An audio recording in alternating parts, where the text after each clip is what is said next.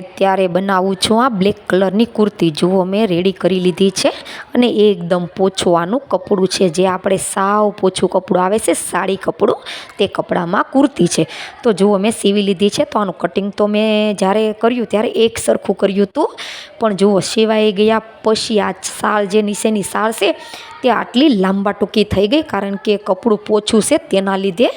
તો બસ આખી કુર્તી સિવાઈ જાય પછી આને ફોલ્ડ કરી અને એક સરખું આવી રીતનું કટિંગ કરી લેવાનું છે. જે સાલ લાંબા ટૂંકી છે તેને સરખી કરી લેવાની છે અને પછી ઓટવાનું છે નીચેથી.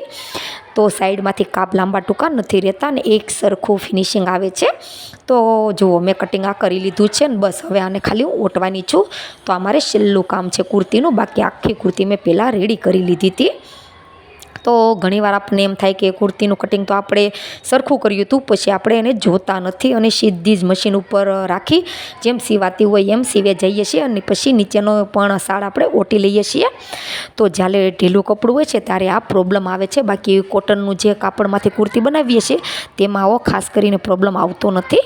તો જુઓ આ જે નીચેની સાળ મેં કટિંગ કરી હતી તે મેં હવે રેડી કરી લીધી છે. જુઓ એકદમ ફિનિશિંગ આવી ગયું છે. જે લાંબા ટૂંકું સાઈડમાંથી બધી હતી તે બરાબર થઈ ગઈ છે. તો આવી રીતનું કરવાથી ખૂબ સરસ કામ લાગે છે અને ફિનિશિંગ પણ સારું આવે છે. અને જો આવી રીતનું ગળામાં મિરરનું વર્ક કરેલું છે, જે ઓરિજિનલ કાચ છે. તો આ ગળામાં પણ આપણે એક સાઈડની પાઇપિંગની દાંતી હોય છે તે ચડાવી અને ગળું કરવું પડે છે. અને આ છે પાછળનું ગળું, તેમાં પણ મેં હાથ સિલાઈ લગાવી દીધી છે. તો કોઈ પણ કુર્તી હોય તેમાં હું હાથ સિલાઈ ફરજિયાત લગાવું છું, તેનાથી ફિનિશિંગ સારું આવે છે.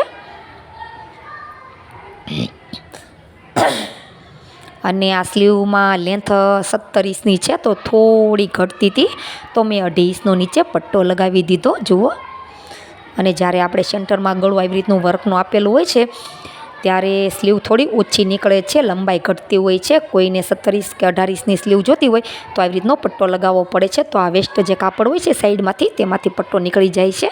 અને જુઓ મારા ઘેરે કેટલો પવન આવે છે, ખૂબ સરસ મારા ઘેરે પવન આવે છે. હું સીવતી હોઉં તો પણ મને ગરમી નથી થતી. તો કેવી લાગી તમને